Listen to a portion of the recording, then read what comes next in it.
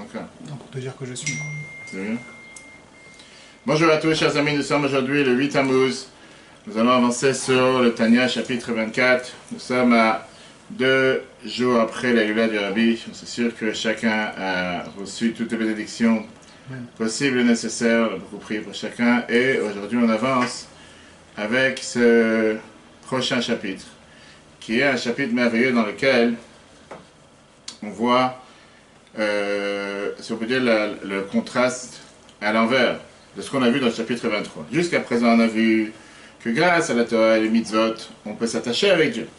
Et ce qu'on va voir aujourd'hui, de manière très riche, c'est que le monde il est divisé en deux. D'un côté, tu as le bien, de l'autre côté, tu as le mal. Donc si tu as d'un côté le bien, de l'autre côté le mal, comment se fait-il qu'il y a du mal sur terre? Tout d'abord, si tout vient de Dieu, il devrait avoir que des bonnes choses, il ne devrait pas avoir de mauvaises choses sur terre. Ça, c'est numéro 1. On a déjà vu ça avec les on va voir. Et de l'autre côté, donc la question elle a double sens. Parce que s'il y a du mal sur terre, alors comment ça peut, tu peux dire que ça vient de Dieu? Puisqu'on dit que de Dieu il n'y a pas de mal. Donc c'est une de deux. Est-ce que Dieu peut faire des choses mauvaises ou pas? Est-ce que Dieu il organise le mal sur terre ou pas? Si tout vient de Dieu, il n'y a pas de mal. S'il y a du mal, ça ne vient pas de Dieu.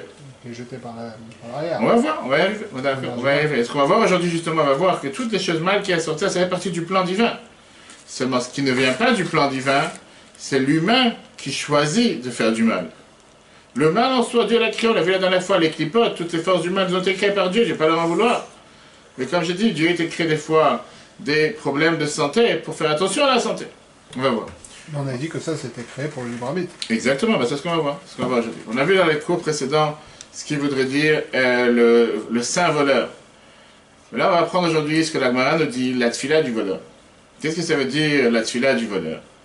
La tfila du voleur, si on n'a pas encore entendu parler, on parle d'une prière particulière que le voleur il prie avant de défoncer le coffre-fort. La Gemara raconte, la Gemara, Brachot, page 63a, la Gemara te dit que la prière du voleur, elle s'appelle comme ça, Yiratzon milfanecha, que ce soit la volonté de Dieu, que tu me fasses rentrer un peu, que tu me fasses sortir un peu, que tu me sauves de n'importe quel ennemi. Bref, ce qu'on fait tfila tader, en général, quand on prend l'avion, c'est exactement la même chose. Shomer à tfila, que Dieu il écoute ma prière. Comment est-ce possible? Comment est-ce possible que tu as quelqu'un qui vole, de l'autre côté il prie? Et s'il vole, comment il peut prier que le vol va réussir? Et la Gemara t'explique que justement tu as des gens qui ont confiance en Dieu, et néanmoins il te dit je crois en Dieu, et ils sont prêts à faire à chaque instant ce qui est tout à fait le contraire de la volonté de Dieu. Et c'est ce que tu vas voir aujourd'hui, ce qui apparemment n'est pas possible. Tu fais ce que Dieu te demande, tu ne peux pas faire quelque chose qui est contre la volonté de Dieu. Donc comme on a dit tout à l'heure, la dernière fois on a vu dans les chapitres précédents comme pour parler mitzvah, tu t'attaches avec Dieu. Mitzvah veut dire tzavta vechib, on s'attache avec Dieu. Aujourd'hui on voit ce qu'on a dit le deuxième côté, le revers de la pièce, qui est qu'une avéra transgresser la volonté de Dieu te détache de Dieu. On va comprendre plus profondément qu'est-ce que ça veut dire ce ruach shtut, ce vent de folie qui passe par la tête. Et on va voir qu'est-ce que ça veut dire qu'une avéra, qu'est-ce que ça veut dire qu'un péché te sépare de Dieu numéro 1. Pourquoi les non-juifs ont le droit de croire en l'idolâtrie? Pourquoi les non-juifs n'ont pas le devoir de croire seulement qu'il y a Dieu sur terre? Alors hier, on va voir la différence entre Metziut Hashem et Adut Hashem, qui veut dire l'existence de Dieu et l'unité de Dieu, le fait qu'il y a un seul Dieu. Quelle est la gravité, par exemple, quelle est la faute de fait de choisir de fauter? Si Dieu me donne le choix, tu me donnes le choix entre une glace, chocolat ou vanille, j'ai le droit de tu me donnes le choix, c'est pour choisir. Si je n'ai pas le droit de choisir, donc ne me donne pas de choix. Dis-moi, il n'y a que ça et rien d'autre. Si Dieu te donne le choix, automatiquement, tu as la possibilité de choisir. C'est pas juste de me donner le choix et me dire, tu n'as pas le droit de choisir l'autre chose. Donc si j'ai pas le droit de choisir l'autre chose, il n'y a pas de choix. Dieu ne te dit pas, choisis le bien ou le mal. C'est pas donner le choix, c'est l'interprétation des hommes d'avoir cru en la Vodazara. Pourquoi la Vodazara? Pas la paracha, on verra dans quelques semaines. La paracha, Dieu te dirait, je t'ai mis devant toi le bien et la vie, la mort et le mal, ou tu choisiras le bien. Mais pas les deux. En deux mots, s'il y a quelque chose qu'il ne faut pas choisir, ne mets pas devant les yeux. D'accord, on verra ça plus tard. Et on verra, est-ce que vraiment, comme on l'a dit tout à l'heure, est-ce que la faute, vraiment, c'est un vent de folie? Il y a des gens aujourd'hui qui te disent, c'est pas un vent de folie. Je suis au courant qu'il y a un Dieu, je sais que Dieu existe, je sais qu'on n'a pas le droit de faire telle des choses, et néanmoins, je t'embête, et je fais ce que j'ai envie. Et on rencontre ça plein de fois quand tu prends l'avion, tu vas en Israël, tu demandes à des gens de mettre des tuning, ou tu demandes à quelqu'un, prends le repas, le plateau kasher, et les gens te disent, non, moi je veux mon, je sais pas, je veux mon camembert avec mon poulet, avec mon vin blanc et le vin rouge, et si c'est possible d'avoir 2 bouteilles parce que c'est gratuit. Et tu te demandes, mais pourquoi? Pourquoi juste prendre le non kasher quand tu peux prendre le kasher, hein? Là, dans le chapitre 20-22, ce qu'on a vu jusqu'à présent, Comme on a dit, on a vu ce que ça veut dire Ardut Hashem. Ardut Hashem veut dire être convaincu de l'unité de Dieu, le fait qu'il y a un seul Dieu, le mot Echad. Que le monde est uni avec Dieu, le monde n'est pas séparé de Dieu. On a vu que ça voudrait dire qu'automatiquement je dois effacer ma volonté, mon propre gré, même si je suis une existence pour moi-même, je dois m'effacer, parce que si jamais je dis que moi j'existe, automatiquement ça veut dire que je renie l'existence de Dieu. Qu'est-ce que ça veut dire concrètement? On a vu ce qu'on appelle dans la chassidoute le bitul et yeshut. Bitul veut dire je suis totalement effacé, pour pas dire soumis à la volonté de Dieu. Yeshut veut dire mon existence, c'est ce qu'on appelle l'humilité face à l'orgueil, la foi en Dieu face à renier ce qu'il y a en Dieu, donner face à recevoir, etc. Mais la réalité, la question, elle est qui est le patron ici? C'est ça la question qui est demandée. Quand je dis que je crois dans l'unité de Dieu, ça veut dire que je sais que Dieu est le patron sur terre. Moi, je suis là pour remplir sa volonté et pas ma volonté. On a vu ça la semaine dernière ou la semaine d'avant. Un Sev et Tzonot Ketzandra fait en sorte que la volonté de Dieu soit comme ta volonté, comme c'est écrit dans la Mishnah. Qu'est-ce que ça veut dire? Je suis séparé de Dieu. Séparé de Dieu, ça voudrait dire que je fais ce que j'ai envie et je l'embête. En deux mots, qu'est-ce que je l'embête? Ça veut dire que je fais des choses qui sont contre sa volonté. Prenons l'exemple du corps, qui est très simple à comprendre. Un membre du corps, il est uni avec tout le corps et surtout il est uni avec l'âme et le cerveau. Il n'est pas séparé. Qui veut dire, la tête dit au pied de bouger, le pied ne peut pas faire tête à la tête en disant non, j'ai pas envie. Ta tête te dit tu as envie d'aller dans telle direction, imagine-toi que le pied t'amène dans une autre direction. Si jamais un membre du corps a sa propre volonté et ses propres fonctions et il ne met pas en application ce que la tête lui demande de faire, ça veut dire qu'il est malade. Si Dieu nous en préserve, tu veux prendre la main, aller vers la droite et la main va à gauche, ça veut dire qu'il y a une déconnexion entre la tête, entre la volonté du cerveau et la main, et ça veut dire que la main ne fonctionne pas comme il faut, il y a un problème. En deux mots, c'est quelqu'un de malade. Spirituellement parlant, la Torah c'est la même chose. Qu'est-ce que ça veut dire une faute, qu'on appelle ça une avera? Une avera qui voudrait dire transgresser la volonté de Dieu. Dieu t'a dévoilé clairement qu'est-ce qu'il veut qu'on fasse, qu'est-ce qu'il ne veut pas qu'on fasse. Ardut Hashem, qui veut dire l'unité de Dieu, ça veut dire que tout ce que je fais ce que Dieu veut, et je m'empêche de faire ce que Dieu ne veut pas. Si jamais je transgresse la volonté de Dieu, ça veut dire que je mets ma volonté au-dessus de la volonté de Dieu. Et donc avec ça, je me sépare de Dieu clairement. Et pour ça, il n'y a pas de différence ici. Une petite avera, une grande avera, dans tout le point commun qu'il y a dans toute cette base de données qui s'appelle avera, qui s'appelle un péché, est-ce que je suis soumis à la volonté de Dieu?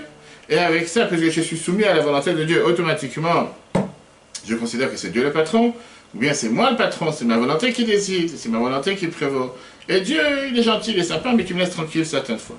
Puisque certains péchés sur la volonté de Dieu s'appellent exactement le même nom que Avodah Zarah. Qu'est-ce que ça veut dire Avodah Zarah? Avodah Zarah veut dire un service étranger. Mais ça veut dire faire quelque chose qui est étranger à la volonté de Dieu. C'est quoi l'idée de l'idolâtrie? C'est-à-dire qu'il y a des autres dieux à part Dieu. Alors, il y a des gens qui vont considérer leur argent comme Dieu. Certains vont considérer leur voiture comme Dieu. Et certains vont considérer leur femme comme Dieu. Je rappelle toi. Et automatiquement, ils vont considérer qu'ils sont des autres dieux sur terre. Quand un juif, il transgresse la volonté de Dieu, automatiquement, il est considéré qu'il est en mode d'Avodah Zarah. Il est en train de servir une autre volonté, un autre domaine qui n'est pas Dieu. Très bien. Viens là, le mot Zaken, il commence ici avec les mêmes mots qu'il a commencé dans le chapitre 6. Zelo Mazé. Le mot de roi Salomon, le mot Ameler, qui veut dire chaque chose qui existe dans la Kedusha, dans la sainteté, tu retrouves automatiquement les mêmes choses dans la Klippa qui sont dans les forces du mal. De la même manière que dans la Kedusha, on a vu la semaine dernière que tu as 248 mitzvot positives, quoi faire? Dans la Klippa, tu as 365 mitzvot négatifs. Qu'est-ce que ça veut dire mitzvot négatifs? Soit de la Torah, soit des Chachamim, qui font en sorte que si tu les transgresses, automatiquement tu te sépares de Dieu, c'est considéré comme l'idolâtrie. 248 mitzvot qui te disent quoi faire, 365 mitzvot qui te disent quoi pas faire. Et donc si tu les fais, automatiquement ça veut dire que tu te dis que la volonté de Dieu, qu'elle reste dehors de la maison, qu'elle reste dans le placard et qu'elle me laisse faire ce que j'ai envie. Et c'est pour ça que ça s'appelle Avodah Zarah, tout court. Ça c'est ce que ça veut dire, Avodah Zarah. Qu'est-ce que ça veut dire, Avodah Zarah? Ça veut dire un service étrange à la volonté de Dieu. Regarde le début du chapitre 24. Les chapitres précédents et les cours précédents, on peut les revoir sur l'application eTorah, eTorah, téléchargée comme d'habitude. Voici que la Klippa, les forces du mal, ils sont totalement opposés à la Kedusha, aux forces du bien. Comme on l'a vu la semaine dernière dans le chapitre précédent, dans le chapitre 23, il y a 248 mitzvot positifs. On a les Chassa qui sont les 365, c'est le chiffre. 365 mitzvot Lota, c'est des Raïta, les 365 mitzvot négatifs de la Torah, qui sont les interdictions de la Torah, les sourets de Rabbanan et toutes les interdictions des Chachamim. Mais puisque Shem Neged, puisqu'ils sont contre la volonté et la sagesse de Dieu, ils sont même à l'envers, totalement opposés à la volonté de Dieu, aiment ces choses interdites. Nifradim, ils sont séparés, mi-yichudo de son union, vers l'unité de Dieu. Betachlit apurud mamash, avec le summum de la séparation. Que mo asitra, comme l'autre côté, vers Klippa et les forces du mal, un ikret qui est appelé Avodazara, une avoda, un service étranger. Vers Elohim, Acherim et des autres dieux. On parle de l'idolâtrie. Pourquoi? Mahmat Esther Panim Shalaton, à cause de la face cachée de Dieu qui ne se dévoile pas à travers ces mauvaises choses, comme on l'a expliqué longuement dans le chapitre 22. Vechen, pareil, Gimel et Bushan Nefesh, pareil avec les trois habits, les trois moyens par quoi s'exprime l'Anshama. Pensez par les actes chez Bikripat, Noga chez Israël qui viennent de la force de Noga, qu'on a vu que c'est une force qui n'est pas seulement du mal, mais qui a un peu de bien à l'intérieur, qu'on peut modifier, qu'on peut évaluer, qu'on peut faire évoluer. Et ça, c'est Marshava Dibourma, c'est la pensée, la parole et l'action. Amlou Bashim qui sont habillés Beshassalota, c'est dans les 365 mitzvot négatives de Raïta, de Rabbanan, de Chachamim et de la Torah. Vechen, pareil. Ma'otanef Eshatzman, l'essence même de l'âme, Amlou Bashim Bilbusha, qui s'habille dans ses moyens de pouvoir faire quelque chose qui est contre la volonté de Dieu. C'est ça, quelque chose d'interdit. Kulam et Yuchadim, à ce moment-là, ils s'unissent totalement. Besitra dans tout ce qui est le mauvais côté, l'autre côté occupé sous les forces du mal. Un ikret avodazara qui est appelé une avodazara qui veut dire une idolâtrie. Une idolâtrie tout court, pas dans le sens simple comme les gens pensent l'idolâtrie, c'est forcément idolâtrie. Chaque fois qu'on fait quelque chose qui est contre la volonté de Dieu, ça s'appelle idolâtrie. Par contre, sur un non-juif qui avait volé une fois réussi une paire de tefilin, il voulait les vendre à un juif. Lorsqu'il a compris qu'il y a un vol et quelque chose qui n'est pas clair, il a dit d'où tu as cette tefilin, qui a fait cette tefilin?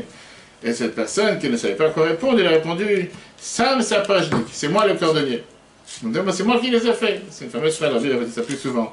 C'est moi qui ai fabriqué la peau d'animal et c'est moi qui ai fait les tefilines. Et comme ça, il a découvert que c'était un voleur. Parce que clairement, il n'avait aucune notion de savoir comment faire les tefilines. Pourquoi les chassidim racontent cette histoire? Pour te dire que quand quelqu'un se met au centre, avec son ego, et quelqu'un qui vient et qui dit à Dieu, c'est moi le patron, c'est moi qui ai fabriqué, c'est moi qui ai créé, c'est moi qui fais, c'est moi qui dirige le monde, c'est moi qui décide quoi faire ou ne quoi pas faire. Avec ça, il se sépare totalement de Dieu et devient ce qu'on appelle une idolâtrie à part entière, parce qu'il se dit, je suis d'accord que Dieu existe, mais n'oublie pas que moi aussi j'existe. Jusqu'à présent, dans la première partie, ce qu'on a vu d'aujourd'hui, on vient de voir comme quoi le fauteur, il fait partie de tout ce qu'on appelle les klipot admeot, les forces du mal. Très bien.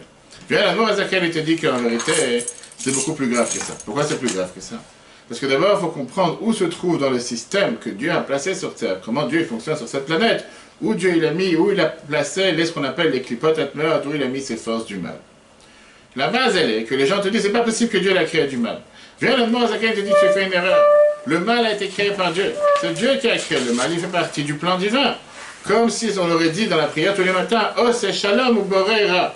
Dieu il fait la paix et il crée le mal. Après, a priori, comment ça pourrait dire une chose pareille? Comment ça peut être logique de dire que Dieu il a créé le mal? Ça fait partie du plan divin. Dans le plan divin, Dieu il a créé qu'il y a du bien et qu'il y a du mal, comme on l'a vu dans le chapitre 22. Dieu il a spécialement créé les forces du mal pour donner la possibilité à la personne de choisir et faire la distinction et la différence entre le bien et le mal. Le fait que les forces du mal font partie du plan divin, c'est pas seulement, comme si on peut dire, un plan divin tout court, mais ça fait partie aussi de ces forces du mal eux-mêmes, qui veut dire, les forces du mal ne peuvent pas perturber le plan que Dieu a mis sur terre. Les forces du mal ne font pas contre la volonté de Dieu. Les forces du mal, ils font exactement ce que Dieu leur a demandé de faire sur terre. C'est comme si je dis une bactérie ou un microbe, ou un moustique, ou une vache qui est en train de pétrir, de paître toute la journée. Tu te demandes, mais qu'est-ce qu'elle fait toute la journée? Elle passe son temps. Non, c'est pour ça que Dieu l'a créée. Et en mangeant toute la journée, en pétrant, c'est pas un pétrir. En mangeant toute la journée, elle remplit la volonté de Dieu à 100%. Tu veux faire comme une vache? Deviens une vache. Le fait qu'elle est en train de paître toute la journée, elle est en train de boire toute la journée, et elle s'assoit et elle dort, elle fait son service de Dieu. Et c'est ce que Dieu il attend d'elle, rien plus. Et c'est exactement la même chose avec les forces du mal. Qu'est-ce que ça veut dire les forces du mal dans la chassidoute? C'est une source de force qui existe sur terre. De la même manière que la Kedusha, c'est une source de force qui existe sur terre, qui donne une abondance au monde, qui fait vivre le monde. Les forces du mal, ou bien ce qu'on appelle, tu vas aller voir, les forces du mal, ou bien ce qui fait, les forces du mal, ou bien ce qui fait vivre le mal, ce qui fait vivre le monde, c'est des choses qui sont exactement avec la même force que les forces du bien. Ils ont la même vitalité qu'il y a dans le monde spirituel, sauf qu'ils appartiennent à ce qu'on appelle les forces du mal. Donc il faut se dire que ces forces arrivent de Dieu, viennent de Dieu en fonction des plans divins, et que les forces du mal ne pourront en aucun cas faire en sorte de laisser faire qui que ce soit ou quoi que ce soit contre la volonté de Dieu. Les forces du mal peuvent seulement faire en sorte que la personne fasse ce que Dieu veut. Les forces du mal ne peuvent pas en aucun cas faire quoi que ce soit qui est contre la volonté de Dieu. Le fait qu'ils ont été créés par Dieu, automatiquement, ils font la volonté de Dieu en agissant sur terre de la manière comment ils devraient agir. Que Dieu te bénisse. Donc ça, c'est l'idée des forces du mal. Force du mal ne veut pas dire je fais forcément ce qui est contre Dieu. C'est une entité que Dieu a créée. Après, le ballon, il est dans ta main. Toi, tu peux décider de l'utiliser pour faire avec ça du mal, et tu peux décider pour faire avec ça du bien. Parlons du cannabis. Le cannabis, est-ce que c'est mal ou c'est bien? La réponse, c'est que Dieu a créé le cannabis. D'après ce qu'on vient de voir. Et qui veut dire, tu peux l'utiliser pour faire du bien. Aujourd'hui, il y a des médicaments, il y a de la médecine qui est basée à base de cannabis. Quand elle est prise en dosage, d'après comment le médecin est conseillé, tu as aujourd'hui beaucoup de gens qui se soignent grâce à ça. Et de l'autre côté, ça peut faire aussi énormément du mal. Mais dire que cette chose en soi, c'est quelque chose de mal, c'est faux. Tu peux l'appeler peut-être une force de mal, d'après ce qu'on voit dans la Chassidut, d'après ce qu'on voit dans le Tanya ici. Mais c'est pas oublier que c'est Dieu qui l'a créé. Dieu, il l'a créé. Et à toi de choisir si tu... Aussi la cocaïne. Je suis tout à fait d'accord. Je suis tout à fait d'accord. Tu veux parler de la cocaïne et tu veux parler d'elle. Écoute, on te fait... Écoute, parlons clair. Aujourd'hui, on te fait une guerre en France, dans le monde entier, où tu as des policiers qui sont envoyés en masse dans des cités pour se pas aller chercher 5 grammes, parce qu'on te dit que c'est quoi au final. Mis à part qu'il n'y a pas d'argent qui rentre dans les caisses de l'État, le fait que les gens s'autodétruisent avec ça, et l'alcool. Pourquoi l'alcool il fait? On te dit que non, pas le droit de prendre l'alcool, pas le droit de vendre en dessous de 18 ans. Combien de jeunes aujourd'hui on voit quelqu'un pour acheter des bouteilles d'alcool? Donc pareil, prendre de l'alcool, est-ce que c'est quelque chose de bien ou quelque chose de mal? Définir quelque chose comme quelque chose de mal, c'est dur. Donc ça veut dire quoi? Que Dieu a créé des mauvaises choses sur Terre? C'est pas forcément quelque chose de mal. Il y a des choses qui sont neutres, et à toi de décider en tant qu'humain, qu'est-ce que tu en fais avec. Tu peux l'utiliser pour te faire du bien. Un couteau, c'est mal ou c'est bien? Même chose. Tu peux l'utiliser pour préparer à manger, tu peux l'utiliser pour cuisiner, tu peux l'utiliser pour faire tellement de bonnes choses avec. Et malheureusement, tu peux l'utiliser pour blesser quelqu'un. Dire qu'un couteau c'est mal, un couteau c'est pas mal. Et donc exactement la même chose avec ce qu'on dit ici, les forces du mal. Qu'est-ce que ça veut dire ces forces du mal? C'est Dieu qui les a créées. Ils s'appellent les forces du mal. Ils s'appellent Klipot Atnot. Ils s'appellent les Klipot qui sont les forces du mal, qui sont impures. Mais c'est une entité que Dieu les a créées. Des méduses à la plage, je sais pas, les gens ils se plaignent, des méduses qui font de 50 cm plus grands. Est-ce que c'est des mauvaises choses? Est-ce que c'est des choses qu'il faut abattre? Dieu les a créées. Personnellement, je ne comprends pas pourquoi ils sont là sur Terre. Si c'est à part on les connaît quand ils sont sur les plages et qu'ils dérangent les gens et qu'ils piquent les gens, on va savoir. Mais dire que c'est du mal, c'est pas du mal. Après, tout dépend, qu'est-ce qu'une personne en fait avec chaque chose. La Torah, la Mosaka va te montrer comment ça, c'est tellement clair quand on parle des nations du monde. C'est-à-dire que les nations du monde, ils sont nourris par les chaloches, par les 3 forces d'impureté. Et c'est pour ça qu'il y a pas mal de choses dans la Torah qu'on ne fait pas avec les nations du monde, qu'on est différencié dans les forces du monde. Le système de manger. Si manger du non-cachère, c'est tellement mal pour un juif, pourquoi ça ne fait pas du mal à un non-juif? Pourquoi le porc est interdit que pour un juif et pas un non-juif? Si le porc, c'est une entité de mal, si ça représente quelque chose de mauvais, spirituellement parlant, pourquoi un non-juif peut en manger? Si croire en Dieu, c'est une base fondamentale pour un juif, Ardut Hashem. Pourquoi un non-juif peut croire, qu'on va tout de suite dans Shulchan Aruch, il a le droit de croire dans le fait qu'il y a 2 dieux. Il y a Dieu, que tout le monde croit en Dieu, mais il a aussi un sous-traitant. Il y a aussi, comment on appelle ça, des seconds qui viennent. Pourquoi c'est pas interdit de croire à Shitouf, c'est-à-dire d'avoir ce partenariat, cette association, alors que dans la Torah c'est 100% interdit pour un juif. Pour un non-juif, c'est pas interdit de croire qu'il y a Dieu, et il y a le Dieu des dieux. Si c'est quelque chose de mal, ça devrait être mal pour tous. Et là, on voit la différence. On voit que la halakha, elle est tellement bizarre dans ce côté-là, que Dieu, il nous donne à nous, au peuple juif, 613 commandements. Sans avoir peur, aucun juif peut faire 613 commandements de toutes les façons, parce que c'est pour Cohen, Lévi, Israël, Shabbat, fête, homme, femme, etc. Mais en tout cas, dans la Torah, il y a 613 commandements. Et on est obligé de les faire. Et Dieu nous a interdit certains commandements. Et les peuples, les non-juifs, ont 7 commandements. 7 lois de Nord. La vie est belle. C'est même pas 10%. 7 lois de Nord, il n'y a absolument rien d'autre à faire. Et ces 7 lois de Noach, ils ont été donnés pour garder une certaine base. Donc on appelle ça de stabilité dans le monde, de justice dans le monde, de droiture dans le monde, et sans plus. Maintenant la question elle est, si tu enlèves 613 moins 7, ça fait combien? 613 moins 7, oui. 600. Ça fait combien? 600? 606. 606. 613 moins 7, ça fait 606. Ça veut dire que tu as 606 moyens de pouvoir faire du mal sur terre. Je connais tout à l'heure que quand tu fais quelque chose qui n'est pas la volonté de Dieu, tu fais quelque chose de mal. Ça veut dire que quoi? Que tous les non-juifs sur terre qui ne font pas la volonté de Dieu, qui ne font pas les autres 606 commandements, automatiquement ils font du mal à chaque instant. Comment tu veux dire une chose pareille? Ça n'a pas de sens. Et la réponse, elle est comme on l'a dit tout à l'heure, avec ce que ça veut dire Ardut Hashem. Qu'est-ce que ça veut dire l'unité de Dieu? On a vu tout à l'heure qu'il y a une grosse différence entre ce qu'on appelle Metziut Hashem et Ardut Hashem. Metziut Hashem veut dire croire en l'existence de Dieu. Ardut Hashem veut dire croire en l'unité de Dieu, qu'il n'y a qu'un seul Dieu, comme on dit dans la Tula. Qu'est-ce qu'on dit dans la prière? Shema Israël, Hashem Elokeinu, Hashem Echad. Dieu est notre, écoute Israël, Dieu est notre Dieu, Dieu est un. Cet ordre, cette mitzvah de croire en Hashem Echad, il y a un seul Dieu, c'était donné seulement au peuple juif.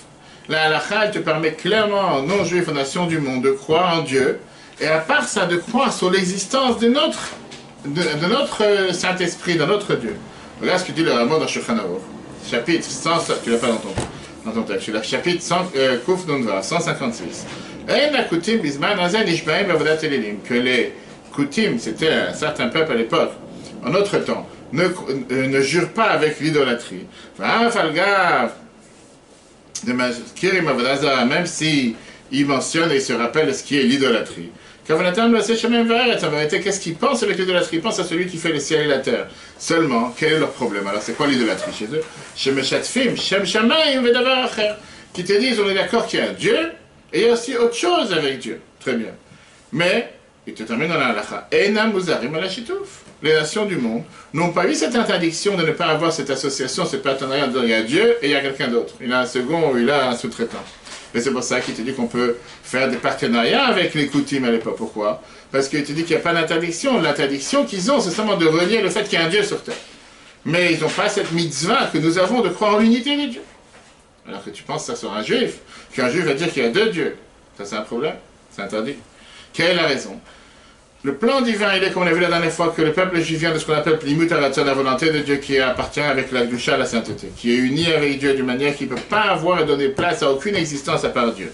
Et c'est pour ça qu'on a ce devoir et cette mitzvah qui est ce qu'on appelle Ardut Hashem, être uni avec Dieu, ne pas se séparer de Dieu, même pas pour un instant, et à aucun moment se sentir comme une existence qui est totalement différente de Dieu.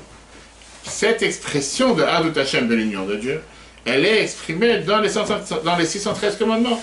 Toute la vision, tout le mode de vie d'un juif, depuis le matin jusqu'au soir, de la naissance jusqu'à 120 ans, du pied jusqu'à la tête, doit être fait en fonction de la volonté de Dieu. Il n'y a aucun détail qui peut être séparé de la volonté de Dieu. Qu'est-ce qu'on dit dans le schéma qu'on dit tous les jours, 3 fois par jour? Aleva avecha sur ton cœur, levanecha tes enfants, bebetecha dans ta maison, vader dans le schéma, besharbecha quand tu vas dormir, bekuvercha quand tu te lèves, aliadcha sur ta main, benenecha sur tes yeux, ou bekecha ta maison, besharecha sur tes portes. Bref, où tu tournes la tête, si tu veux exister sur cette planète, tu dois faire ce que Dieu attend de toi. Chaque temps, chaque endroit, chaque génération. Même les choses que tu fais qui ne sont pas des mitzvot, comme manger, boire, avoir des relations, dormir, ça aussi, ça doit être fait à la khalatidik, en te disant, toutes tes actions sont faites comme, doivent être faites comme la volonté de Dieu. Qu'est-ce qu'il dit le roi Salomon? Tu dois connaître Dieu dans chaque instant, dans chaque chose que tu fais. Ça veut dire que si un juif fait valoir sa volonté personnelle contre la volonté de Dieu, il se sépare de qu'est-ce qui est Dieu et il devient une entité qui fait ce qu'on appelle Avodah Zarah. Il est en train de faire de l'idolâtrie puisqu'il donne place à une volonté qui est contre la volonté de Dieu. Alors que les nations du monde, ils viennent de ce qu'on appelle Chitzon Yutaratzon, qui veut dire la volonté de Dieu mais qui était extérieure, le plan divin qui appartient avec tout ce qu'on appelle les autres dieux. Dieu aussi les a créés, sauf qu'eux n'ont pas ce devoir d'être unis avec Dieu avec une telle unité comme le peuple juif. Et ils ont la possibilité de se sentir comme une existence à part entière. Et puisque c'est comme ça, ils n'ont pas cette mitzvah de croire en Ardut Hashem, l'union de Dieu. Ils ont la permission de croire le fait qu'il y a Dieu et son sous-traitant. Il n'y a aucun problème, automatiquement, qu'ils ne font pas les 606 commandements qui sont restés. Et c'est pas parce qu'ils ne vont pas les faire qu'ils se sont détachés de Dieu. C'est ce qui est écrit dans la Gemara Menachot, page 110a. Comment c'est écrit? Comment c'est écrit que les nations du monde peuvent servir Dieu, ne pas servir l'idolâtrie? Comment est possible une chose pareille? Ça veut dire la réponse que la Gemara te dit, eux ils appellent l'idolâtre Dieu Elaka de Elakaya. Ils appellent Dieu le Elokea Elokim. le Dieu de Dieu. Ça veut dire qu'ils ne renient pas dans l'existence de Dieu en soi. Ils te disent qu'à part Dieu, il ne peut pas tout gérer tout seul. Il a aussi des partenariats, il a des associés, des gens qui viennent et qui mettent en application ce qu'il a voulu. Mais Dieu, c'est la force la plus élevée. Intéressant de mentionner une statistique. On te dit qu'aujourd'hui, plus de 80% des gens dans la planète, toutes religions confondues, croient dans ce qu'on appelle un Saint-Esprit, une force supérieure. Alors il y en a qui croient en un Dieu, il y en a qui croient en plusieurs dieux, il y a qui définiront pas ça en termes de Dieu, mais ils croient qu'il y a une force supérieure qui gère la planète, mais plus de 80% des gens sur la planète croient qu'il y a une force supérieure. Ils croient, merci. Ils croient dans cette force supérieure. Alors que la réalité, elle est, ces mêmes personnes qui te disent qu'il y a une force supérieure, ça n'empêche pas, hein, qui te disent aussi qu'on n'est pas prêt que cette force supérieure se mélange dans ma vie quotidienne. Je suis d'accord qu'elle existe, il y a un Saint-Esprit quelque part, je sais pas, il y a quelque chose qui domine le monde, mais qui me laisse tranquille, qui ne va pas me dire quoi mettre dans mon assiette, qui ne va pas me dire quoi faire avec ma femme, qui ne va pas me dire quoi faire à la plage, qui ne va pas me dire quoi faire dans un restaurant. Ce qui est totalement opposé à la vision de la Torah, puisque dans la Torah, tu as des gens par exemple qui vont totalement renier l'existence de cette loi de Noach, ou bien transgresser cette loi de Noach. Pourquoi ils le font? Pas parce qu'ils ne savent pas que ça existe, parce qu'ils préfèrent faire ce qu'ils ont envie de faire. Oui, peut-être c'est cette loi, ils existent, mais ça ne m'engage en rien. Si j'ai envie de me battre contre la police, je vais me battre contre la police. Si j'ai envie de tuer quelqu'un que Dieu nous a préservé, je vais le faire. J'ai envie de ne pas croire qu'il y a un Dieu, je ne vais pas le croire, etc. Alors que, on va voir tout de suite, qu'est-ce que ça veut dire ce vent de folie? C'est que puisque j'ai le libre arbitre, j'y crois, il existe, mais qu'il reste à sa place. Personne ne demande d'intervenir dans chaque chose. La Torah vient te dire c'est exactement la même chose qu'on voit par rapport à le fait qu'ils n'ont pas été ordonnés avec cette union de Dieu. Comme on l'a dit tout à l'heure, Dieu n'aura pas donné les 613 commandements. Parce que Dieu, le même Dieu qui a donné ce devoir, que le peuple juif, on doit se sentir uni avec Dieu à chaque instant, n'aura pas demandé cette chose au peuple juif. Au non-juif, pardon. Et au contraire, Dieu leur donne la possibilité de pouvoir choisir en fonction de ce qu'ils ont envie. Chez eux, la vie peut très bien être basée sur je fais ce que j'ai envie, ce que je désire et pas plus. Ils ne sont pas obligés de mélanger la volonté de Dieu dans chaque détail de leur vie personnelle, ce qui n'est pas la même chose avec le peuple juif. À part, bien sûr, les soldats de Nord basiques qu'ils sont obligés de faire pour faire en sorte que le monde se maintienne. Et le meilleur exemple qu'on a à tout ça, c'est pas par hasard qu'on apprend ce chapitre aujourd'hui, parachat la semaine prochaine. En Israël cette semaine, si Dieu veut chez nous, la semaine prochaine, un parachat Balak. Qu'est-ce qui s'est passé avec ce Bilam? L'histoire de Bilam, c'est une histoire qu'on peut parler dessus des heures et des heures, on en préparé déjà sur les vidéos, on peut voir sur Torah. Comment tu peux avoir un fou furieux, qui n'est pas si fou que ça, parce que c'était le plus grand prophète de l'époque, un des plus grands prophètes de l'époque. Qu'est-ce que ça veut dire qu'il est prophète? Tout court, d'après la Torah. La Torah, le nom prophète, à la parachat de Bilam, dans Balak. Moshe Rabbeinu était aussi prophète. Moshe recevait sa force de la Kedusha, de la sainteté. Alors que Bilam, il reçoit sa force de la Klippa, des forces du mal, et c'est pour ça qu'il est appelé un rachat. D'un côté, on voit ce qu'on appelle un égoïste par excellence. Il veut avoir des honneurs. Il demande qu'on lui amène Sarim, Rabbi Menavedim Meil, et la délégation première qui est venue le voir, c'est pas suffisant. Il faut avoir une délégation qui est beaucoup plus importante, avec des ministres beaucoup plus importants. Et après, il est tellement content que Balak, il lui dit Chabed, Chabed, Chabed, je vais te donner tous les honneurs. Après, on voit comment il adore avoir tellement d'argent. Qu'est-ce qu'il dit? Il me dit Balak, si Balak me donnera une maison pleine d'argent dehors, je ne pourrais pas transgresser la parole de Dieu. Il y a quelque chose qui ne va pas ici. À tel point que la Mishnah te dit que les élèves de Bilam, ils ont un mauvais œil, ils se prennent pour des gens très élevés. Tout ce qui est à sortir leur appartient. Ça, c'est la définition propre de la Klippa, d'un ego par excellence. La même Mishnah te dit, c'est quoi les élèves d'Abraham Avinu, peuple juif, que nous sommes censés être? Aïn Tov va avoir un bon œil. Ruach Nemucha, se sentir humble. Nefesh Shvela, ne pas se sentir quelqu'un d'orgueil. Ça, c'est le symbole de quelqu'un qui est soumis à la volonté de Dieu, l'acte du chat. Et on voit à travers toute la paracha cet égoïsme de Bilam, qui s'exprime que d'abord, il comprend que Dieu ne veut pas qu'il aille maudire le peuple juif. C'est pas qu'il n'a pas compris ou il a fait une erreur. Il comprend depuis le départ que Dieu il veut qu'il aille bénir le peuple juif. Si maintenant il aurait été du côté de l'acte de chat, il aurait mis stop depuis le départ. Dieu ne veut pas, on a dit tout à l'heure, Dieu ne veut pas, je fais pas. C'est pas Dieu ne veut pas, je fais quand même. Mais néanmoins, son plan initial, il n'a pas arrêté. Lui, qu'est-ce qu'il a envie de faire? D'aller maudire le peuple juif. Il essaie par tous les moyens possibles et imaginables de faire en sorte que Dieu soit d'accord avec son plan pour qu'il aille maudire le peuple juif. Il essaie de trouver le moyen qui va faire que Dieu va pouvoir être énervé contre le peuple juif. Après, il essaie de monter des endroits différents, en se disant que peut-être, je sais pas, l'endroit géographique, il n'y a pas de satellite pour détecter, ouais, ça marche pas. Je vais dans un autre endroit qui va faire que Dieu va détecter cet endroit, et là, je pourrais le maudire. En deux mots, qu'est-ce qu'il cherche à chaque instant? Sa propre volonté personnelle, son ego. De l'autre côté, qu'est-ce qu'on voit à la fin de cette histoire? Qui ne réussit à aucun instant à faire quelque chose contre la volonté de Dieu. Après les mots qu'il a dit ici, Balak vous donne toute sa maison, plein d'argent et d'or. Il dit, néanmoins, je ne pourrais pas faire à un instant quelque chose qui est contre la volonté de Dieu. Et on voit qu'il bénit le peuple juif avec les plus grandes bénédictions qu'on a reçues jusqu'à nos jours qu'on les dit tous les matins dans la prière, Matovu Alecha Yaakov. Pourquoi? Balak s'énerve à chaque reprise. Bilam répète à chaque instant la même réponse. Je t'ai déjà dit, c'est tous les paragraphes de la paracha, je termine tous avec le même. Je t'ai déjà dit que ce que Dieu mettra dans la bouche, Oto et Shmol Adaber, j'aurais le dire. Alors dis Barti Alecha Lemor, je t'ai déjà dit que Hashem et Daber Hashem, ce que Dieu va parler, Oto et c'est ce que je vais faire. Le Uchal Avor et puis Hashem, je ne pourrais pas transgresser la volonté de Dieu, la Sot Tova Ora, de faire du bien ou du mal de propre cœur. Comment est-ce possible? Si tu parles de quelqu'un qui embête le bon Dieu, pour parler clair, et qui fait ce qu'il a envie. Pourquoi il en a tellement peur de dire les choses contre Dieu? Parce qu'il ne faut pas oublier que la prophétie appartient à Dieu. Et puisque la prophétie appartient à Dieu, il ne peut pas se permettre de faire quelque chose contre la volonté de Dieu. Comme on l'a dit tout à l'heure, la force du mal en soi ne peut pas transgresser la volonté de Dieu. Seulement si l'homme décide de vouloir agir contre, il va le faire. Mais la force du mal en soi ne peut pas le faire. Cette force du mal qui est la prophétie, que Dieu lui a donnée, qui sont des clipotes, que Dieu lui a donné la possibilité d'être prophète, en aucun cas il peut l'utiliser pour maudire le peuple juif. Et pour la preuve, c'est que ça n'a pas marché. Qu'est-ce que tu dis?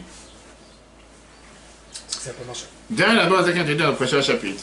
Pourquoi la clipa, si c'est comme ça, les forces du mal sont appelées Avodazara, qui veut dire un service étranger au service de Dieu, ce qui ne fait pas partie du service divin et ne peut pas transgresser la volonté de Dieu.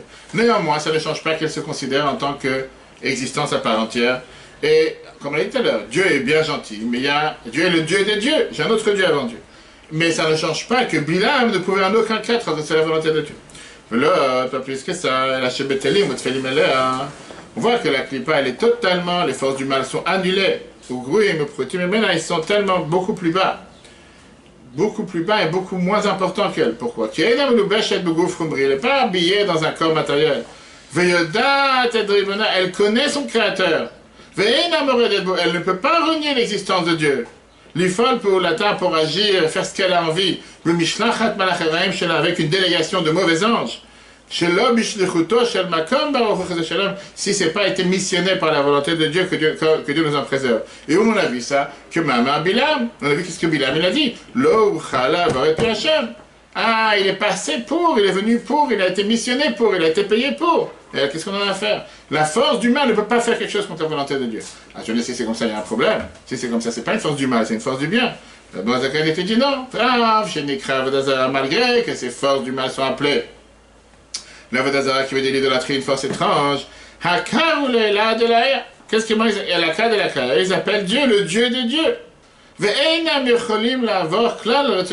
peuvent à aucun instant transgresser la volonté de Dieu. Pourquoi? Parce que ces forces du mal ont été créées par Dieu. Yodim, ils savent, mais ils comprennent, que Dieu est leur source de vie, que Dieu est leur source d'existence. Chez Yonkim, eux, ils vont pouvoir bénéficier, survivre. Miprinat achoraim d'achoraim, l'arrière de l'arrière, chez le Ratzon Alian Baruchou, de la volonté divine. Amakifalem qui est sauvé, comme on l'a vu la dernière fois. Et là seulement. Chez Yenikatam vechiyutam chez Betocham. La vitalité qu'il y a à l'intérieur d'eux et la manière comment ils vivent, Miprinat galut Betocham, elle est totalement exilée à l'intérieur d'eux. Pourquoi? À tel point exilé, l'archive Atzma et l'autre, qu'ils se considèrent comme des dieux. Va réseau Kfira Berdoto, ça s'appelle renier dans la réalité de Dieu. C'est le fait que cette divinité qui existe et qui les fait vivre est tellement, comme on l'a vu la dernière fois avec la pierre précieuse qui est à 10 km souterrain. Elle existe, mais il y a des tas de poussière dessus, il y a des tas de saleté dessus, des tas de terre dessus, avant que ça se considère une pierre précieuse et que tu puisses faire quelque chose avec. Il faut d'abord la nettoyer.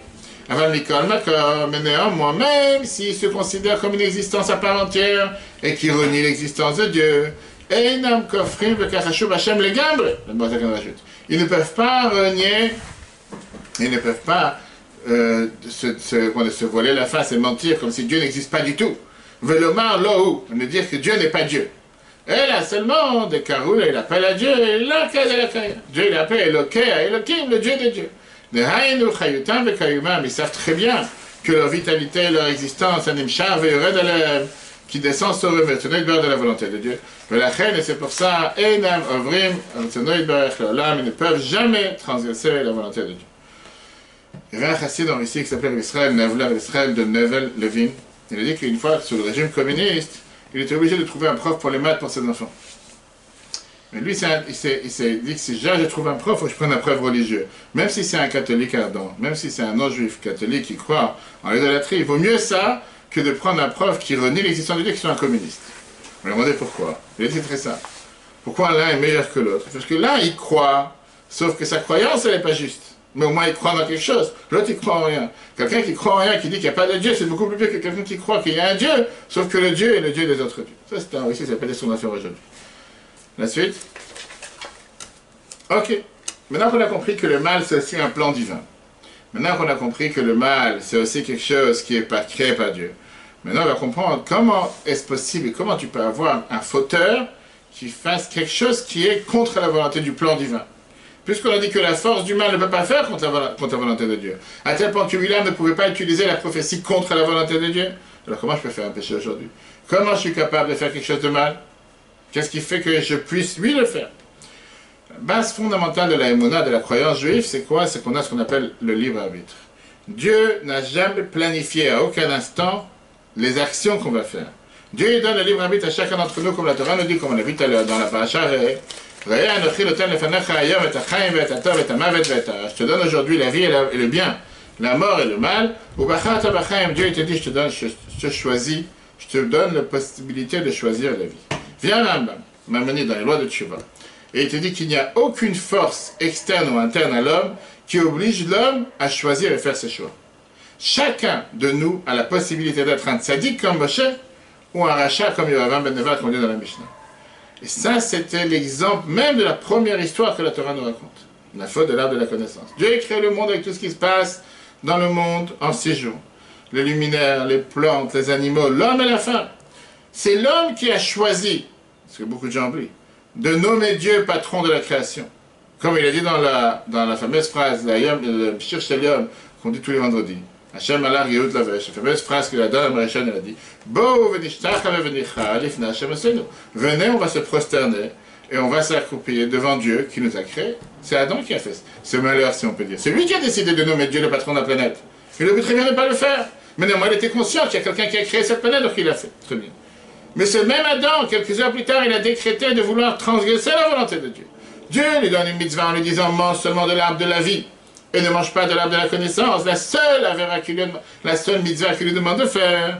Et il a décidé, quelques heures après d'être créé, de manger de l'arbre de la connaissance. Et avec ça, il a fait un changement drastique dans le monde entier qu'on a subi jusqu'à nos jours, puisqu'il a été créé par les mains de Dieu. Comme l'a vu tout à l'heure, cette même histoire s'est passée aussi avec Bilam. Pourquoi au final il y a eu l'épidémie qui a tué des milliers de juifs? Bilam, il a essayé par tous les moyens de pouvoir faire du mal au peuple juif. Il n'a pas réussi. À la place des malédictions, ça n'a pas marché, c'était que des malédictions. Qu'est-ce qu'il a trouvé à la fin comme moyen? Il a dit, ben là, qu'on va envoyer les filles prostituées de Moab devant le peuple juif et faire en sorte qu'ils vont fauter. Et puisqu'on sait que Dieu, il ne peut pas supporter sonésima, ou Dieu, il ne peut pas supporter tout ce qui sont ces saletés, tout ce qui sont cette prostitution, tout ce qui est ce mal, automatiquement, ça va entraîner l'épidémie. Balak, il a mis ça en application, ils ont pris les filles de Moab, et le plan, il a marché. Le peuple juif a fauté. 24 000 personnes du peuple juif sont morts avec cette épidémie. C'est ce qu'on voit la paracha de Balak. Jusqu'à ce que Pinchas est venu et il a tué Zimri ben Salu. Ça, on verra si Dieu va dans 2 semaines. Si Bilam n'a pas réussi à faire du mal au peuple juif avec ses malédictions, comment est-ce possible que ce conseil a réussi? Et là, on comprend ce qu'on a dit tout à l'heure. Plusieurs réponses par rapport à ce qu'on est en train de dire ici. La réponse la plus simple. Bilam ne peut pas transgresser la volonté de Dieu. Les forces du mal ne peuvent pas faire quoi que ce soit qui est contre la volonté de Dieu. Pourquoi? Puisque Dieu ne voulait pas maudire le peuple juif. Rien n'a aidé pour que le peuple juif soit maudit. Bilam, il peut ouvrir sa bouche à longueur de journée. Il n'y a que des bénédictions, pas des malédictions. C'était quoi le moyen? De donner le libre arbitre au peuple juif s'ils veulent fauter ou pas fauter. Tu peux avoir 10 000 prostituées devant toi. Si tu as décidé de ne pas fauter, tu ne vas pas fauter. Si tu as décidé de fauter, tu es coupable. Qu'est-ce que j'ai à fauter? Tu dois payer les conséquences. Puisque le libre arbitre fait en sorte que Dieu n'a pas décidé. Dieu n'a pas décidé qu'un juif il va faire une erreur. Dieu ne veut pas faire du mal au peuple juif, mais eux ils ont décidé de fauter. Ils ont décidé de fauter, ils ont attrapé les microbes, qu'est-ce qu'on va dire? Ils ont attrapé le virus. Qu'est-ce qu'on apprend d'ici? C'est un questionnement très profond par rapport à ce que la Mosaka va nous arriver à faire dire. N'importe quelle chose qu'il y a dans le monde, les choses les plus bonnes comme les choses les plus mauvaises, font partie du plan divin. Rien sur terre ne peut agir qui n'est pas après le plan divin. La vie précédente, quand il était en France, je crois, je ne sais pas si c'était en France ou en Allemagne, sous les bombes nazies, il avait dit la fameuse phrase que chaque bombe a son adresse. ne peux pas rentrer dans cette parenthèse, qu'est-ce qui se passait avec la chose, ça n'a rien à voir avec ça, c'est des juifs saints, des juifs qui ne méritaient pas de recevoir, c'est pas de ça qu'on parle. Et ça aussi, d'ailleurs, ça rentre dans ce qu'on vient de dire tout à l'heure, que Dieu n'a pas créé le mal. L'humain est capable de prendre n'importe quelle chose et de faire du mal, comme on a vu avec les nazis à l'époque, qui étaient capables de défendre les droits des chats et des chiens à longueur de journée, en même temps, le même jour, tuer 10 000 personnes dans les chambres à gaz, etc. Mais le seul qui décide s'il va agir comme la volonté de Dieu, ou il va agir contre la volonté de Dieu, c'est l'homme. Personne d'autre. Pas venir dire c'est la faute de ma femme, comme il a dit Adam. Et de ça, tous les maris ont appris à blâmer leur femme à longueur de journée. Ça dépend de l'homme tout court. Et donc, quand quelqu'un fait quelque chose qui est contre la volonté de Dieu, il est considéré un ifrat. Qu'est-ce que ça veut dire un ifrat? Séparé de l'existence et du plan que Dieu l'a créé sur terre. C'est ça que la Moazaka nous explique plus tard. Prochain paragraphe. Quelle est la gravité de quelqu'un qui fait une erreur? Pas seulement qu'il se sépare de Dieu, fait partie de l'idolâtrie. Mais il est beaucoup plus grave que ça, parce que l'idolâtrie en soi ne fait pas contre la volonté de Dieu. Les forces du mal, comme on dit tout à l'heure avec la vache, elle fait ce que Dieu l'attend d'elle. Tu peux pas lui en vouloir. C'est la manière pourquoi Dieu l'a créé, de manger, de boire et de s'asseoir dans les champs toute la journée. Et comme ça, elle a rempli la mission de Dieu à 100%. Alors que toi, si tu deviens une vache, tu fais tout le contraire de ce que Dieu l'attend de toi toute la journée. J'ai rien contre la vache. Même si c'est comme ça, Adam envers la tonnerre de quelqu'un qui transgresse la volonté de Dieu. Hugarua ou Pachot Abemeon Mastrahor Kripa, il est beaucoup plus bas et il descend d'un niveau beaucoup moins important que tout ce qui sont les forces du mal et la Klipa, qui est appelé à Vodazara, une idolâtrie, Veloim des autres dieux et l'idolâtrie. Pourquoi? Lui devient totalement séparé de Dieu lui-même. Yotem mena plus que la Klipa. C'est comme s'il est revenu dans l'existence même de Dieu, que Dieu nous en préserve. Et comme c'est écrit dans Etzraïm, dans la Kabbale, Rabbi Chaim Vital, l'élève du Harizal, Sham, la porte 42, sauf Peridal est la fin du chapitre 4. Shara, Shebaolamazé, que le mal qu'il y a dans ce monde, achomri, matériel, grossier, c'est comme si on avait dit les résidus qu'il y a des fois dans les fins des bouteilles, de toutes les plus grosses forces du mal. C'est la chose qu'on doit le plus raffiner, qu'on doit le plus élever. C'est la raison pour laquelle tout ce qui se passe dans ce monde, des fois, est dur et mauvais. On voit que des fois, les gens mauvais, c'est eux qui prévoient, c'est eux qui ils ont la réussite sur terre. Mais pourquoi? Pas parce que Dieu a décidé qu'ils aient la réussite, parce qu'ils ont décidé de faire tant de mal. Parce que l'humain est capable de faire les plus belles choses, les plus belles innovations, et est capable de faire les plus grosses bêtises sur terre. Hein? Maintenant, on va terminer avec le dernier paragraphe. Maintenant, on va voir tout ce qu'on a vu du chapitre 20 jusqu'à maintenant, le 24, au milieu. C'était une préface à ce qu'on va tout de suite dire. Parce qu'on a vu dans le chapitre 18-19 comme quoi chaque juif a un cœur juif. Et il a ce qu'on appelle une amour caché à l'intérieur de son cœur, qui s'exprime du fait qu'il est attaché avec Dieu, qu'il ne veut pas se séparer de Dieu. Et pour ça, il est prêt à donner sa vie pour faire en sorte de pas jamais, à aucun instant, renier l'existence de Dieu sur terre. On a vu que ça c'est valable pour un tzaddik comme pour un rachat, pour un grand comme pour un petit. Comment se fait-il alors que tu as des juifs qui transgressent la volonté de Dieu sans aucun problème? On a expliqué le fait qu'on a ce qu'on appelle Ruach Tout, c'est 20 folies. L'Agmara nous dit, on a vu ça il n'y a pas longtemps avec l'Agmara Sata. Et la dame choté, elle a une que quelqu'un fait une erreur seulement s'il a un vent de folie qui lui passe par la tête. Alors si tu vas dire ça à quelqu'un qui te fait ça volontairement, tu dis de quoi tu parles? Moi j'ai un vent de folie, tu prends pas un fou. Je suis pas fou monsieur, je tourne des millions, je gère des sociétés énormes, je suis très intelligent, je sais ce que je fais sur terre, mais moi j'ai envie d'énerver le bon Dieu, j'ai envie de faire quelque chose contre le bon Dieu. Je faute volontairement, je suis content de ce que je fais. Comment tu peux dire sur quelqu'un pareil qu'il a fait une erreur parce qu'il a un vent de folie? Pas aucun vent de folie, de quelle folie tu parles? La réponse elle est qu'on veuille ou pas, ça n'existe pas un juif qui veut se séparer de Dieu. Le fait qu'on est capable de faire des fois quelque chose qui est contre la volonté de Dieu, c'est parce qu'on a oublié cette volonté interne qui est gravée à l'intérieur de chacun d'entre nous, l'anshama, qu'on veut s'attacher avec Dieu. On a oublié notre identité juive. On a oublié ce pain juif. Je ne parle pas de ceux qui malheureusement n'ont jamais eu la chance d'avoir une éducation juive, n'ont jamais eu la chance de connaître quoi que ce soit. C'est pour ça que malheureusement ils ne font pas forcément ce qu'il faut faire. Et c'est pour ça que les Chachamim comparent ça avec la femme Sota, en l'appelant Kitis Teishok, et ça veut dire que c'était un vent de folie qui est passé par la tête. Pourquoi? De quoi on parle? On parle d'une personne qui est prête à commettre adultère, qui est prête à détruire sa propre famille, détruire la relation avec son mari pour un plaisir momentané. C'est forcément quelqu'un qui a oublié tout ce qui se passe à côté. Et c'est forcément quelque chose qui est appelé un vent de folie. Puisque on voit que cette même personne, elle est prête à donner sa vie pour ne pas faire l'idolâtrie. Alors comment est-ce possible que là, elle n'est pas capable de se retenir quelques instants et avoir un tel plaisir qui est totalement contre l'existence même de ce qu'elle représente? Parce que c'est encore une fois un vent de folie qui passe par la tête. La reine Ambrou, C'est pour ça que les Chachamim nous disent, sur le verset qui tiste Eshto, on parle de la Sota, et la dame on verra que quelqu'un fait un péché seulement s'il a un vent de folie qui passe par la tête. Pourquoi? Même une femme qui veut aller se prostituer, qui commet l'adultère, qui a un vent, qui a je dirais, un esprit simple, léger, elle aurait pu se contrôler avec cette démangeaison, avec ses fantasmes. S'il n'y aurait pas eu ce vent de folie dans sa tête. Un qui couvre, ou mastir, ou malim, on utilise les trois termes pour dire qui recouvre, qui cache, cet amour caché chez Benafsha et le kit qui est dans son âme divine. Cet amour, le Davka Bemonat Hashem, de vouloir s'attacher dans la foi en Dieu, Veyichudo vers d'autres, cette union de Dieu, l'unité de Dieu, veulent y paraître, de ne jamais se séparer à aucun instant de ce qu'on appelle l'unité de Dieu, comme on l'a vu tout à l'heure. Elle était prête à filer notre Nimet Nafshamim maintenant, même si jamais on enlevait son âme, comme on l'a vu dans le chapitre 18-19.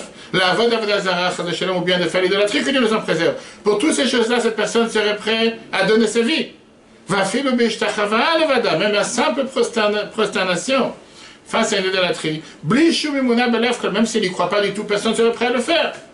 Le col chacun a plus forte raison. L'Irbosh Hayat, c'est de conquérir son mauvais penchant, ou fait ce désir, ce fantasme d'adultère ou de relations interdites. Shem Yisurim, Kalim qui sont parfois des souffrances beaucoup plus légères que la mort. Hachem Yishparim, que Dieu nous en préserve. Donc il te dit, qu'est-ce qu'on voit ici? Si tu dis que ça, c'est pas un vent de folie, c'est quoi? Personne qui est prêt à donner sa vie pour des choses beaucoup plus simples. Pas se prosterner, ou pas vouloir faire, comme on l'a dit ici, pas vouloir faire l'idolâtrie, ou pas vouloir faire quoi que ce soit qui va la détacher de Dieu. Et là, pour un simple plaisir de 5 minutes, tu n'es pas capable de se retenir. C'est parce que c'est un vent de folie qui passe par la tête tout court. Donc même une personne qui te dit, oh, est fort, arrête avec tes bêtises, il n'y a pas de vent de folie, moi je suis tellement intelligent, je fais ce que j'ai envie, et j'embête le bon Dieu. Il a dit. Dans son âme, c'est pas ce que son âme elle pense. À l'intérieur de lui-même, au fin fond de lui-même, il a cette neshama, seulement cette force divine que Dieu il a mis à l'intérieur de lui. Elle est en exil à l'intérieur de lui. Et comme on a été la plein de fois, malheureusement le fait que beaucoup n'ont pas eu la chance de pouvoir avoir cette éducation. Regarde cette merveilleuse histoire, avec ça on termine. Ça j'ai raconté plusieurs fois. Il y avait en Israël un très grand écrivain qui s'appelait Nathan Yalinmor. Il y a beaucoup de rues en Israël qui sont appelées sur son nom. Il a écrit, il était connu pour quelqu'un qui écrit des articles à longueur de journée anti-juifs, anti-juif, anti-religion, anti-religieux. Mais que avec de ce qu'on appelle la picorsut, qu'il n'y a pas de Dieu sur terre, qu'il n'y a jamais eu le Mont Sinaï, le Big Bang, ouais, c'est vrai. Une fois, il a été invité à Rosh Hashanah, dans la maison de son ami Gershon Jacobson, qui était l'auteur du journal, du meilleur journal à Brooklyn. À la fin de Rosh Hashanah, Gershon Jacobson, il lui dit, écoute, le rabbi a l'habitude de distribuer Kosh al-Bracha un peu devant tout le monde. Après, il a dit, viens avec moi. Dis-moi, le rabbi de ma vie, il va me tuer. Je suis connu comme l'antisémite de première, c'est un juif. Ils arrivent devant le rabbi. Et quand on le présente devant le rabbi, Gershon Jacobson, dans la Kosh al-Bracha, à la fin de la fête de Simchat Torah, de Rosh Hashanah, pardon, le rabbi dit, je lis tes articles. Et lui, il demande tout de suite, il est étonné. Il dit, le rabbi est d'accord avec ce que j'écris. Le rabbi dit, si j'aurais dû lire seulement les choses avec lesquelles je suis d'accord, il ne m'aurait pas resté beaucoup de matériel à lire. Ok. Il reçoit le vin du rabbi, il commence à avancer. Et le rabbi le rappelle. Le rabbi dit, et qu'est-ce qui se passe avec ta Yirat Shamayim, avec ta crainte de Dieu? Bon, on parle en israélien, il sait de quoi on parle. C'est Nathan qui n'était pas bête, un grand écrivain. Il dit au rabbi, c'est comme l'histoire de Rabbi Levi Tzak de Berditchev. C'est quoi cette histoire? Non, d'abord je termine. Le rabbi lui dit, cette histoire elle est bien pour justifier, pour amener un mérite pour quelqu'un d'autre, mais pas pour se justifier ses propres actes. Et le rabbi dit, puisque tu as la capacité d'écrire, assure-toi d'écrire et ne pas laisser les pages vides. En deux mots, remplis avec quelque chose de sens, pas juste... Après, il a expliqué à son ami à quoi il a fait allusion. Il a fait allusion à la fameuse histoire qu'une fois, Rabbi Levi Tzak de Berditchev est parti dans la rue le jour de Kippour, et il voit un juif en train de fumer. Et il lui a dit, quand tu fumes, est-ce que tu sais que c'est Kippour? Il dit, oui, pourquoi tu fumes? Tu sais que c'est interdit. Ah, pourquoi tu fumes? Parce que j'ai envie. Il a dit à Dieu, tu vois, au moins ils disent la vérité. Comme on l'a vu dans la vidéo qu'on a montrée la semaine dernière du Rabbi, avec cet enfant de 9 ans, de 10 ans, qui dit, Rabbi, j'ai pas envie d'apprendre, je ne respecte pas mes parents, ça ne m'intéresse pas à étudier. Alors, le Rabbi dit, mais la vérité, c'est important. Je vous remercie, tu dis la vérité. Donc, il a dit, tu vois, il a dit au Rabbi, quand le Rabbi lui demande où tu en tiens avec ta crainte de Dieu, il a dit, c'est comme l'histoire en 2 mots. Je ne le fais pas, mais moi je dis la vérité. Je sais qui je suis, je renie l'existence de Dieu. Et laisse-moi tranquille. Il avait dit, ça c'est bien pour justifier, pour donner du mérite aux autres, pas surtout. Passe quelques mois. Il est tombé malade. Il a été hospitalisé à l'hôpital. Maladie en fin de vie. Et son ami Gershon Jacobson vient le visiter à l'hôpital. Il lui donne une enveloppe fermée. Et il lui dit quoi? Je sens que c'est mes derniers jours. Dans cette enveloppe, il y a un article que j'ai écrit, qu'est-ce qui va se passer après ma mort. après mon décès. Les écrivains, des fois, ils fantasment beaucoup. Il fait, je te demande d'ouvrir cette enveloppe une fois que je suis parti de ce monde, pas avant. Okay. Il est décédé en 1980, le 19 février 1980, vous cherchez sur lui sur Internet. Et après sa mort, a été publié dans le journal cet article. Dans l'article, il dit la chose suivante. Il dit, voilà ce qui s'est passé à Rosh Hashanah. J'étais chez Rabbi Lubavitch. Et il m'a demandé de Torah et Mitzvot, qu'est-ce que je fais? Et il dit, alors vous pouvez vous demander la question, pourquoi j'écris ces choses-là? Enfin, parce que maintenant, je suis en train de passer devant le tribunal céleste. Et le fait que vous allez être réveillé de vouloir ajouter dans Torah et Mitzvot, ça va porter bonheur pour mon âme. Bon, même à quelqu'un pareil, il a mis l'écran, lui, c'est pas quelqu'un qui est total. Qu'est-ce qu'on a appris de tout ce chapitre aujourd'hui? Que les 365 mitzvot négatifs sont contre la volonté de Dieu. C'est-à-dire, si quelqu'un il les met en pratique, il fait quelque chose contre la volonté de Dieu, c'est comme l'idolâtrie. Mais les forces du mal en soi ne renient pas la volonté de Dieu. Ils reconnaissent qu'il y a un Dieu sur terre. Seulement, ils se disent qu'il n'y a pas Dieu, il y a aussi moi. Dieu t'a donné le libre arbitre pour choisir entre le bien et le mal. Si tu fais une faute, tu renies l'existence de Dieu. Comme un juif, par nature, ne veut pas se séparer de Dieu, quand il fait une faute, c'est pas possible que c'est lui qui a voulu le faire. C'est seulement un vent de folie qui est rentré par sa tête et qui a fait qu'il n'a pas fait ce qu'il faut faire. Et donc, la conclusion, elle est qu'avant d'agir, quand tu as le choix entre faire le bien et le mal, quand tu as le choix de mettre sur la balance les deux, on doit se dire qu'on doit toujours vouloir choisir faire le bien et pas le mal. Et la nature d'un juif, ça serait de vouloir choisir faire le bien. Et de te dire que c'est quelque chose de naturel. Parce que c'est ce qui est le plus normal pour une personne de vouloir choisir faire du bien. Et si tu choisis de faire quelque chose de mal, c'est quelque chose de votre folie, c'est pas normal, parce que quelqu'un de normal, pourquoi il choisirait faire quelque chose de pas normal? Mais là vient le point le plus important. Si quelqu'un il a fauté, et si quelqu'un il a malheureusement fait quelque chose qu'il ne veut pas, il peut des fois désespérer. Il se dit j'ai pas d'espoir. Parce que tu dis plus que c'est un vent de folie qui est passé sur la tête, comme Mademoiselle te dit, le même qui est passé, de la même manière il peut s'en aller.